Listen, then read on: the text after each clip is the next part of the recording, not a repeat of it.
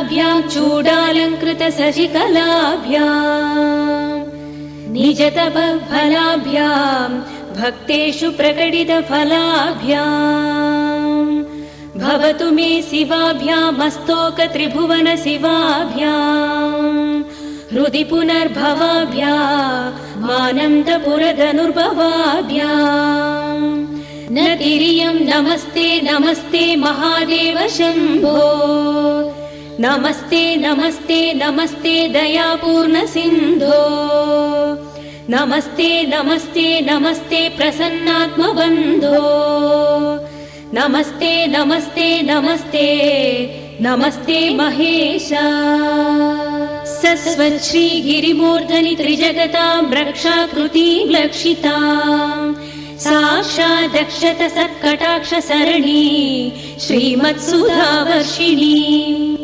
सोमार्तां कितमस्तकां प्रणमतां निस्सीम सम्पत्प्रदां सुश्लोकां हिमगिरीन्द्र स्मितमुखीं पार्वती प्रियां त्वां नमः शम्भो प्रसीद सदया भव भव्यशीले लीलालवाकरित दैत्यकुलापहारे रजनीचलाद्रिनिलये श्रुतिगीतकीर्ते कैलासनाथ दयते तव सुप्रभातम् शम्भो सुरेन्द्रनुत शङ्कर त्रिशूलपाणे चन्द्रावतंस शिव सर्वपिनाकपाणे गंगाधर क्रतुपते गरुडध्वजाप्ता कैलासनाथ दयते तव सुप्रभातम् विश्वेश विश्वजनसेवित विश्वमूर्ते विश्वम्भर त्रिपुर भेदन विश्वयोने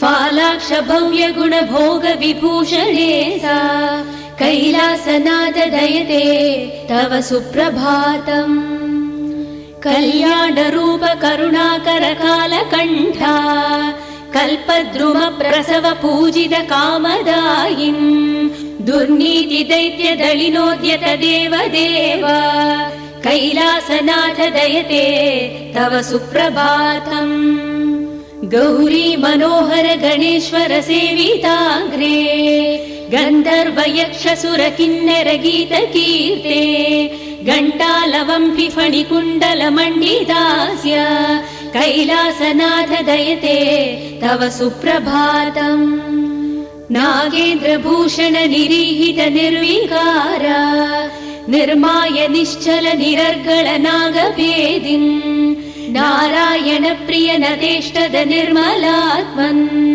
कैलासनाथ दयते तव सुप्रभातम् सृष्टं त्वयैव जगदेकदशेषमीशा रक्षा विधिश्च विधिगोचरतावकीनम् संहार शक्तिरपि शङ्कर किं करीते कैलासनाथ दयते तव सुप्रभातम् एकस्त्वमेव बहुधा भवभाषिललोके निःशङ्कती वृषभकेतन काशीनाथा श्रीब्राह्मरी प्रिय सुखाश्रय लोकनाथा कैलासनाथ दयते तव सुप्रभातम् पाताल गंग जलमज्जन निर्मलांगाः भस्म त्रिपुण्ड समलांकृत फालभागाः गायन्ति देव मुनि भक्त जना भवन्तम् कैलासनाथ दयते तव सुप्रभातम्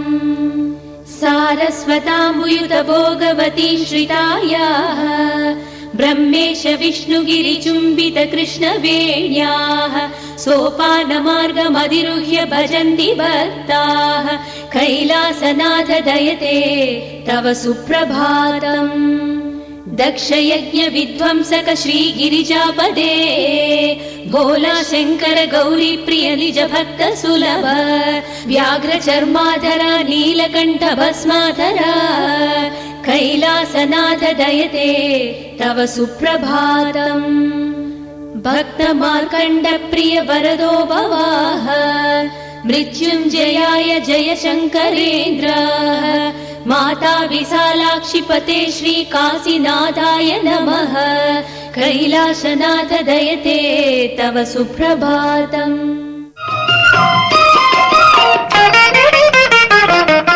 గోడ మీద చెక్కబడిన బొమ్మ. ఈ ముగ్గురు ఈ శ్లోకం గరుడ పురాణంలో. వీరికి తప్ప అందరికీ ఏదో ఒక సుఖమో దుఃఖమో, ఒకసారి సుఖం ఒకసారి దుఃఖం. అసలు ఏం ఆశ్చర్యం అండి. తిండి లేకపోతే ఒక నీరసం, ఎక్కువైతే ఆయాసం. ఈ వస్తువు తింటే పడదు, ఆ వస్తువు తింటే రుచిగా ఉందనుకుని దాన్ని కాస్త ఎక్కువ వేసుకున్నామా దానివల్ల ఒక రకమైన రోగం. నిద్ర ఎక్కువైతే రోగం, తక్కువైతే రోగం. బాగా కృషించిపోయి సన్నగా అయిపోతే ఒక ఆయాసం, శరీరం ఎక్కువైపోతే ఇంకా దుర్భర ఆయాసం. అసలు గరుత్మంతుడు వర్ణించిన ఘట్టం వింటే అమ్మ బాబోయ్ మానవ జీవితం ఇంత దుర్భరంగా ఉందా అని పురాణాల్లో అనిపిస్తోంది. మనము ప్రత్యక్షంగా చూస్తున్నాం. గరుత్మంతుడి కళ్ళ ముందు కొండల మీద పెద్ద లావైన శరీరంతో వెడుతున్న ఒక స్థూలకాయుడు కనబడ్డాట. వాడు నడవలేక నానా బాధ పడిపోతూ అల్లాడిపోతూ అర నిమిషానికి ఒకసారి మంచినీళ్ళు తాగుతూ ఉంటే అయ్యయ్యో ఏమిటి వీడికి కర్మ అనిపించింది. ఇంకొకటి చూస్తే బాగా బక్క చిక్కిపోయి సన్నగా అయిపోయి వాడు నడవలేక ఆయాసపడుతూ మంచినీళ్ళ కోసం బాధపడుతున్నాడు. ఒకడికి దగ్గు, ఒకడికి ఉక్కిస, ఒకడికి శ్లేష్మం, ఒకడికి నిద్ర, ఒకడికి దృష్టి ఆనక, ఒకరికి వయస్సు పెరిగి, ఒకరు లేత వయస్సులో ఉండి, ఒకరికి తిండి ఎక్కువయ్యి, ఒకరికి తక్కువయ్యి, ఒకరికి డబ్బు ఎక్కువయ్యి, ఒకరికి డబ్బు ఎక్కువడం వల్ల జబ్బు ఎక్కువయ్యి, ఈ విధంగా నానా క్లేశాలతో ఉన్నారు. ఒక క్లేశం కాదు, నానా క్లేశములు అన్నాడు. అంటే ఇంకా కష్టాలని వర్ణించలేమన్నమాట. అందుకే ఆయన ఒక రోజున విష్ణువు దగ్గరికి వెళ్ళి, ఓయ్ బాబోయ్ ఈ భూలోకంలో ఉన్న ఈ మానవులు చూస్తే కష్టంగా ఉంది, ఈ క్లేశాలు చూస్తే తట్టుకోలేకపోతున్నాను, వీళ్ళు ఎందుకు ఈ కష్టాలు పొందుతున్నారు, ఈ కష్టాల్లోంచి బయటపడాలంటే ఏం చెయ్యాలి అని అడిగాడు. అప్పుడు ఆయన చెప్పాడు, నాయనా మానవుడు తన కర్మములను అనుభవించడం కోసమే భూమి మీదకి వస్తాడు. అందుకే భూమి మీద ఉన్న జన్మ అంటే అది కర్మమయమైన జన్మ. కర్మ అంటే పని. ఒక పని కాదుగా, పొద్దున్నుంచి రాత్రి నిద్రపోయేదాకా మనం ఎన్ని పనులు చేస్తున్నామో లెక్కలేదు.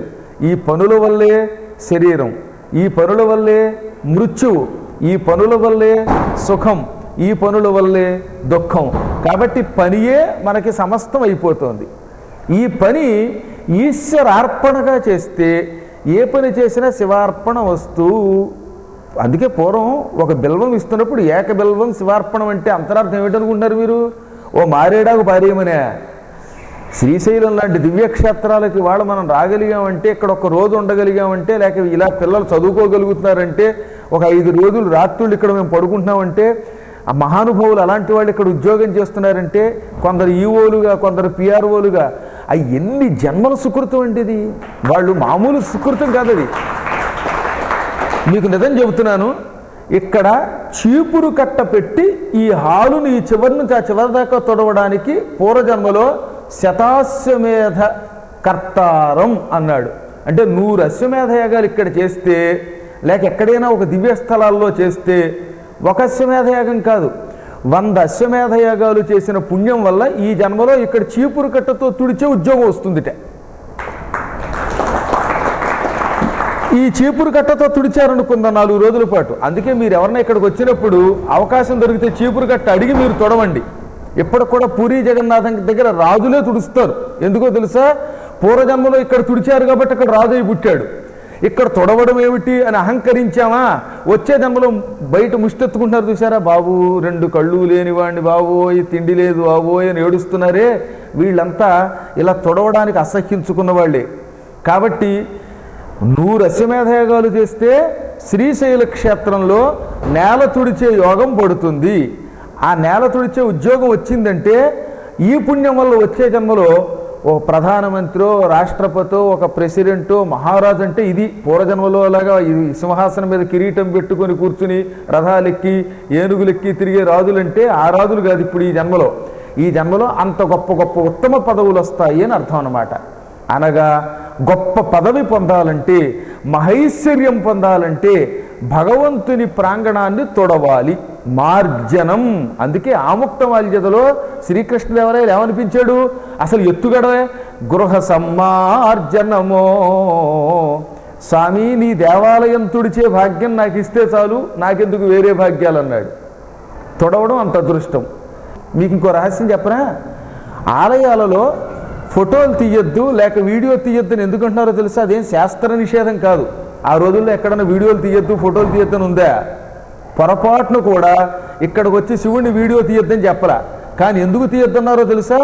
నువ్వు దేవుడి మీద దృష్టి పెట్టవు. ఉన్న ఒక్క సెకను ఆ స్వామి దర్శనం చేసుకోవడానికి భగవంతుడు అవకాశం ఇచ్చాడు. లక్షల మంది కోట్ల మంది క్యూలో నిలబడి ఉండగా అక్కడికి వెళ్ళగానే నిన్ను వెడబట్టి గెంటుతారు. తప్పదు గనక, వెనకాల ఇంకా చాలామంది ఉన్నారు గనక. ఆ సమయంలో నీకు వీడియో మీద దృష్టి ఉంటే స్వామివారి మీద దృష్టి ఉండదు. చివరికి నీ బతుకు అధ్వాన్నం బ్రతుకు అవుతుంది. అందుకని నిషేధించారు. అది మన అందులో ఉన్న అంతరార్థం గ్రహించాలి.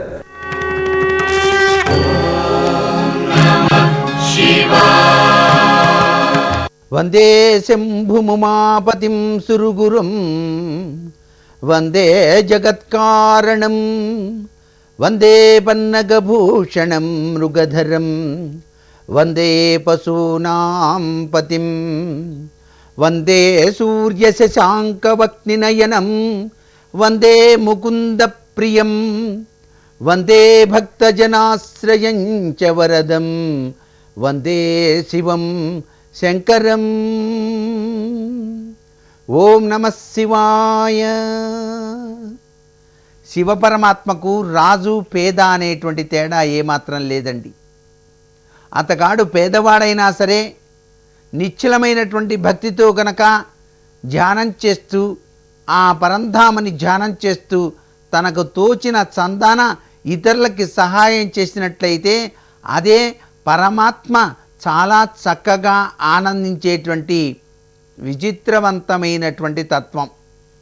అందుచేతనే మానవ సేవయే మాధవ సేవ అని చెప్పేసి ఆ శివపరమాత్మ ఏనాడో మనందరికీ కూడాను చెప్పాడు. ఉన్నంతలో దానం చెయ్యి, ఉన్నంతలో సంతృప్తిగా జీవించు, తృప్తింజందని మనుజుడేల సప్తద్వీపంబులన్ వెదకినన్. తృప్తి అనేది గనక ఏ మానవుల్లో అయితే నిశ్చలంగా ఉంటుందో ఆ వ్యక్తి అందరికన్నా కూడాను అదృష్టవంతుడు.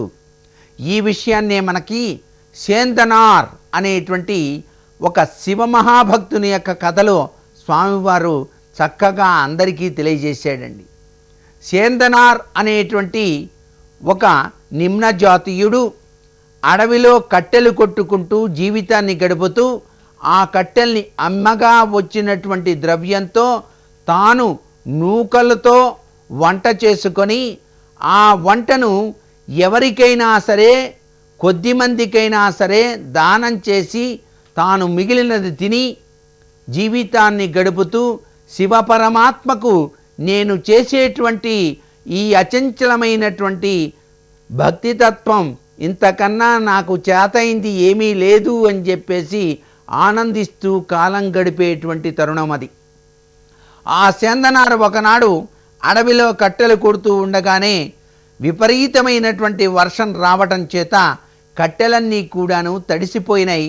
అతడి కట్టెల్ని అమ్ముకుంటానికి అవకాశం ఏమాత్రం కూడాను లేకుండా పోయింది. అయితే ఇంట్లో ఉన్నటువంటి రాగి పిండితో సంకటి చేసి ఎదురు తెన్నులు చూస్తున్నాడు. ఆ వర్షంలోనే ఎవరైనా పరమాత్ముడు వస్తే కాస్తింత అతగాడికి చక్కగా తృప్తిగా భోజనం పెట్టి తాను మిగతాది భుజించాలి అనేటువంటి ఒక నియమంతో ఉన్నటువంటి ఆ సేందనార్ పరమేశ్వరుడు సాక్షాత్తు కూడాను ఒక మునీశ్వరుని వేషంలో వచ్చి ఆ సేందనార్ ఇచ్చినటువంటి ఆ రాగి సంకటిని భుజించి, అయ్యా వర్షం పడుతోంది కదా, ఆ మిగిలినది కూడాను నాకే ఇస్తే రేపొద్దున దాన్ని తినటానికి ఆస్కారం ఉంటుంది అని చెప్పేసి చందనాన్ని అడిగాడు ఆ ఋషీశ్వరుడు. అంటే శివుడే పరమాత్మ ఆ వేషంలో వచ్చాడు. ఇతగాడు మహద్భాగ్యం అంతకన్నానా అంటూ తాను మిగిల్చినటువంటి ఆ సంకటిని కూడాను అతగాడికి ఇవ్వటం జరిగింది. ఇది ఇలా ఉండగా చిదంబరంలో ఆ కర్ణాటక దేశంలో తంజావూర్ చోళ మహారాజు కుమారుడైనటువంటి కండరాదిత్యుడు అనేటువంటి అతగాడు గొప్ప శివభక్తుడనమాట. అతడు ఆ యొక్క శివాలయానికి బంగారపు తాపడం చేస్తూ ఉన్నాడండి. నిత్యం కూడాను ఆ కండరాదిత్యుడు పరమేశ్వరుని ధ్యానం చేసి నైవేద్యం పెడితే ఆ నటరాజు కాలి ఎందెల గజ్జెలు గల్లున మోగేవి. అప్పుడు పరమేశ్వరుడు ఆనందించినట్టుగా ఇతగాడు భావిస్తూ ఉండేవాడు ఆ మహారాజు కుమారుడు. అయితే ఆ రోజు మాత్రం గజ్జెల మోత వినిపించలేకపోయేటప్పటికల్లా ఆ యొక్క మహారాజు కుమారుడైనటువంటి కండరాదిత్యుడు చాలా ఆవేదన చెందితే కలలోకి స్వామివారు కనిపించి, నువ్వు చేసిన పూజలో ఏమాత్రం దోషం లేదు, ఈరోజు సేందనార్ అనేటువంటి ఒక అడవిలో కట్టెలు కొట్టుకునేటువంటి కాపరికి నేను అతగాడు పెట్టినటువంటి మధురమైనటువంటి పదార్థాన్ని భుజించడానికి వెళ్ళాను, అందుచేత ఈ పూజలో ఎటువంటి దోషము లేదు అని చెప్పేసి కలలో చెప్పడం జరిగింది. తీరా ఆ దేవాలయాన్ని తెరిచేటప్పటికి మన్నాడు అక్కడంతా కూడాను సంకటి స్వామివారి యొక్క వస్త్రాల మీద ఉన్నదిటండి. పూజారులందరూ కూడాను ఆశ్చర్యపోయి ఏమిటి ఇలా జరిగిందని చెప్పేసి మహారాజు గారికి విన్నవిస్తే, మహారాజు గారు వెంటనే ఆ సేందనార్ అనేటువంటి మహాభక్తుడు ఎక్కడున్నాడో తీసుకురావాల్సింది, నాకు కలలో రాత్రి పరమేశ్వరుడు చెప్పాడు ఈ విషయాన్ని అన్నారు. సేందనార్ కోసం విపరీతంగా వెతికినప్పటికీ కూడాను ఎవరికీ కూడాను కనిపించలేదు.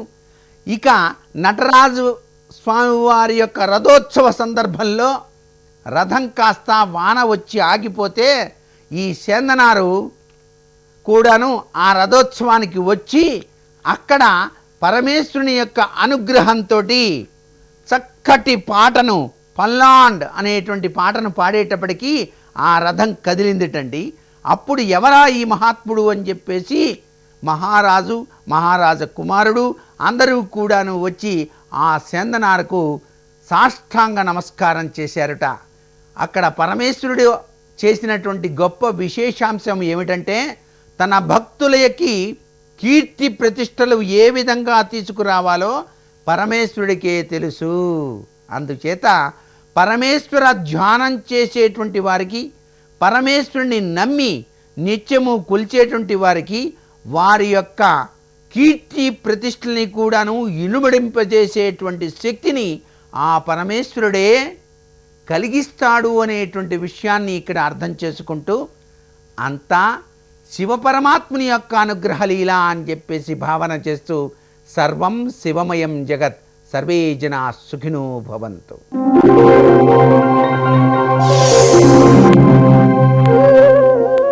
కవిత్వానికి నిర్వచనం ఏమిటి? ఇది మంచి కవిత్వం, మంచో చెడో తర్వాత చూద్దాం. ఇది కవిత్వం అనాలి అని అంటే ఏవైనా కొలబద్ద తూకం రాళ్ళు ఉన్నాయా అనేది ఈనాటికి తేలని ఒక పెద్ద సమస్య. ఏవో ఎవరికి తోచిన తూకపురాళ్ళు వాళ్ళు ఇచ్చారు, వాళ్ళ కొలతల ప్రకారం ఇది కవిత్వం అన్నారు. సరే, వేరే తూకపురాల వాళ్ళు వాళ్ళ కవిత్వం వాళ్ళు ఏదో చెప్పారు, ఇది కాదన్నారు, అది కాదన్నారు, ఓ జగడాలు రగడాలు సాగుతూనే సాగాయి. కానీ ఒక ఆయన చెప్పాడు, ఉపన్యాసానికి కవితా విన్యాసానికి తేడా చెబుతాను, దాన్ని బట్టి నువ్వు ఏది కవిత్వమో ఊహించుకో అన్నాడు. అంటే కవిత్వాన్ని ఖచ్చితంగా నిర్వచనం చెప్పటం అంటే కష్టం. దీన్ని ఇంకో దానితో పోల్చి ఇదిగో ఇలా ఉంటే ఇది, అలా కానిది ఇది అని చెప్పటం కాస్త తేలిక కనుక అలా చెబుతాను అన్నాడు. ఏమిటంటే, ఒక వాక్యంలో చెప్పే భావాన్ని, అంటే ఆ భావాన్ని ఆలోచనను అందించాలి అని అంటే కనీసం నా ఓ 10-15 మాటలతో ఒక వాక్యం అవసరమవుతుంది అనిపించిన భావాన్ని ఒక్క మాటలో చెప్పగలగటం కవిత్వం అన్నాడు. అంటే 4-5 వాక్యాల్లో చెప్పవలసినటువంటి చెబితేనే తప్ప ఆవిష్కరణ పొందని భావాన్ని ఒక్క మాటలోకి నువ్వు క్లుప్తీకరణ చేసి సంక్షేపించి చెప్పగలిగితే అది కవిత్వం అన్నారు. అని క్లుప్తత అనేది కవిత్వానికి బ్రహ్మాండమైన కొలబద్ద అని చెప్పాడు. మరి ఉపన్యాసం అంటే ఏమిటి మాస్టారు? ఒక్క మాటలో తెమిలిపోయేదానికి 10-15 వాక్యాలు విసరటం ఉందే, అది ఉపన్యాసం అన్నారు. ఇది బాగానే ఉంది నిర్వచనం. ఎక్కడ ఉపన్యాసాలు వినండి గాక ఒక 5-10 నిమిషాల సేపు అదే చెబుతాడు, అంతా కలిపి మనం రాసుకుందామని అంటే ఒకటే పాయింట్ దొరుకుతుంది. ఇది ఉపన్యాస కళ, అది కవితా విన్యాస కళను. 10-15 వాక్యాలు అవసరపడేదాన్ని ఒక్క మాటలో చెప్పగలగటం కవితా విన్యాస కళ. ఒక్క మాటలో సరిపోయేదానికి 10-15 వాక్యాలు గుప్పించటం ఉపన్యాస విన్యాస కళ అన్నాడు. దీనికి ఆంగ్ల భాషలో చాలా మంచి సూక్తి ఉంది. దాని భావమే ఇంత నేను వివరించి మీకు చెప్పింది. ఆ సూక్తి స్ఫురించిన వారు దాన్ని ఇంకాస్త ఆనందిస్తారు. సరిగ్గా ఇలాంటి అభిప్రాయాన్నే చాలా కాలం క్రితం ఒక పురాణ కవి మనకి అందించాడు.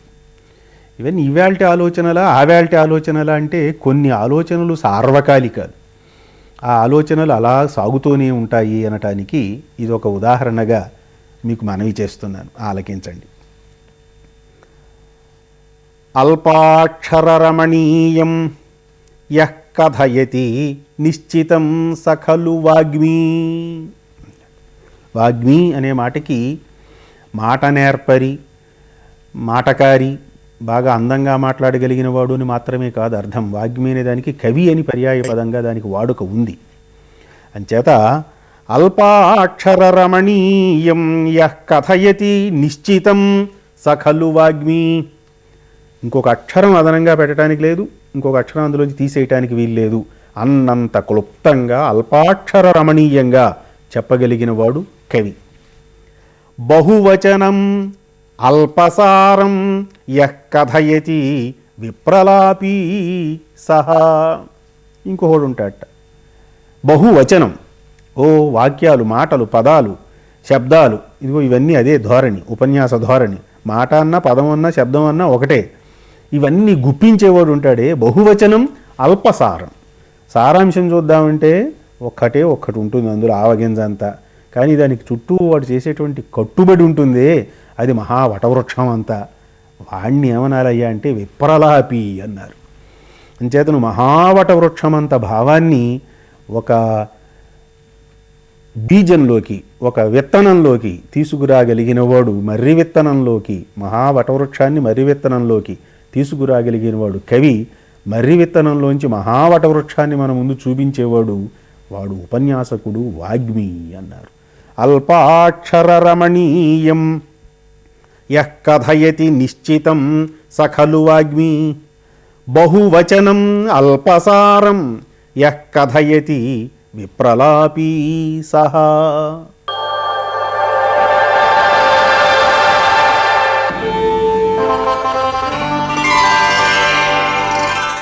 పరమ శ్రేయస్వరూపాన్ని బోధిస్తూ భీష్ముడు నివృత్తి కర్మణ పాపాత్ సతతం పుణ్యశీలత సద్భిశ్చ సముదాచార శ్రేయ ఏతత్ అనామయం.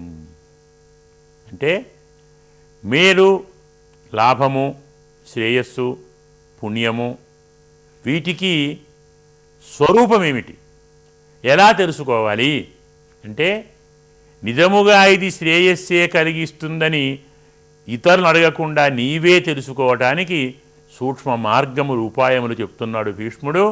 నివృత్తి కర్మణ పాపాత్, పాపము కలిగించే పనులు చేయకుండుట.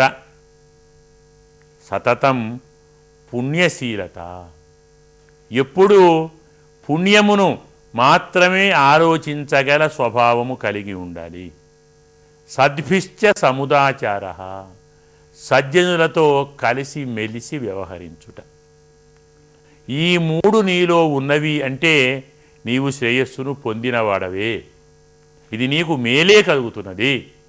మనకు నిజముగా మేలు కలుగుతున్నది అని మనము ఎదుటివారిని అడగకుండా తెలుసుకోవాలి అంటే నీ మనస్సు చెడు పని చేయటము యందు ఆసక్తి కాకుండా ఉంటే నీవు మంచివాడివి, నిజంగా నీవు మేలు పొందుతున్నవాడివి.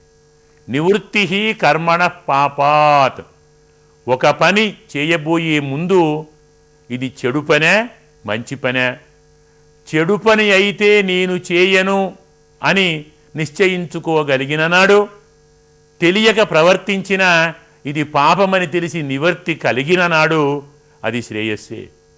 అంటే చెడు పని చేయకుండా ఉండటానికి కారణం ఏమిటయ్యా? సతతం పుణ్యశీలత. ఎప్పుడూ మన మనస్సు, మన బుద్ధి ధర్మమును, పుణ్యమును మాత్రమే ఆలోచించగలిగేలా ఉండాలి. అంటే శీలమని దేన్ని అంటారు అంటే అప్రయత్న సాధ్యమైనటువంటి ప్రవృత్తి అంటాం.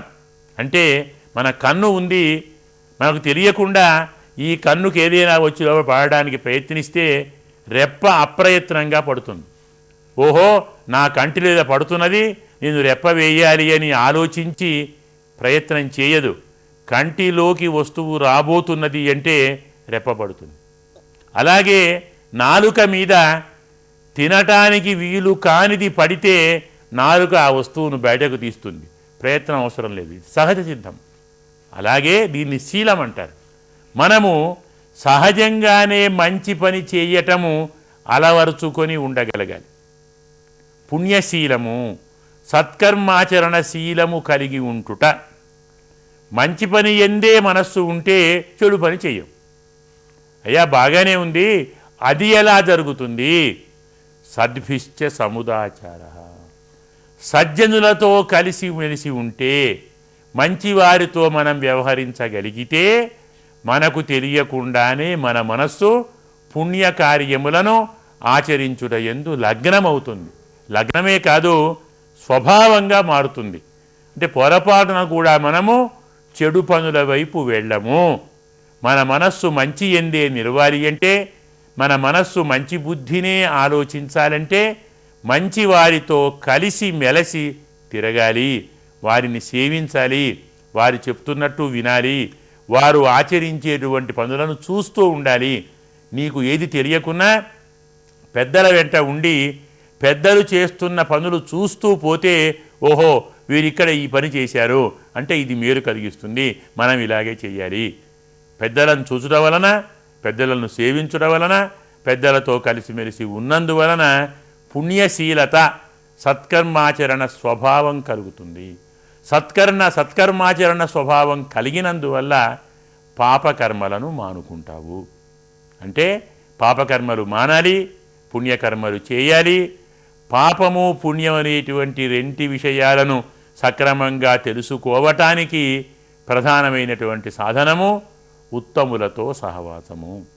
ఈ మూడు ఉంటే శ్రేయ ఏతత్ అనుత్తమం, ఇంతకు మించిన ఉత్తమ సాధనం లేదు, సజ్జన సహవాసాన్ని మించిన శ్రేయస్సు లేదు అని పాపపుణ్యముల యొక్క స్వరూపాన్ని సజ్జన సహవాసంతో తెలియమని బోధించారు ఇందులో.